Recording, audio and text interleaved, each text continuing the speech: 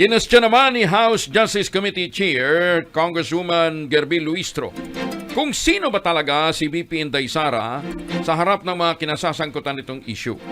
Sa kanyang opening speech sa impeachment hearing kahapon, sinabi ni Luistro, ang issue ay hindi lamang tungkol sa discrepancy sa financial records kundi sa karakter ng Vice Presidente na siyang nag-utos na ipapatay ang Pangulong Bongbong Marcos Jr. Git ni Luistro, dapat linawin ni Vice President Sara kung siya ba isang public servant na sumusunod sa batas o isang leader na naniniwalang siya'y higit pa sa batas. This is now about character. Sino ba talaga ang vice-presidente? Siya ba talaga ito? Ang vice-presidente? Ang ikalawang pinakamataas na opisyal ng Republika ng Pilipinas na malinaw na nagbanta sa buhay ng presidente, na nag-utos na patayin ang presidente.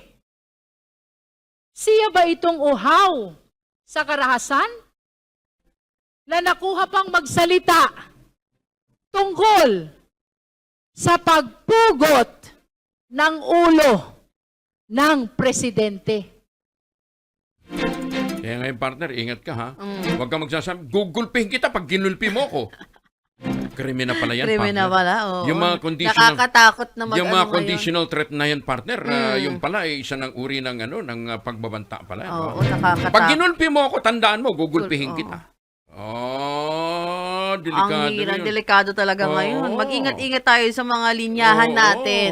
Pag hindi ka nagbayad, matandaan mo ha. Tandaan mo ha, pag hindi ka nagbayad ng utang ha. May utang ka pa rin sa akin.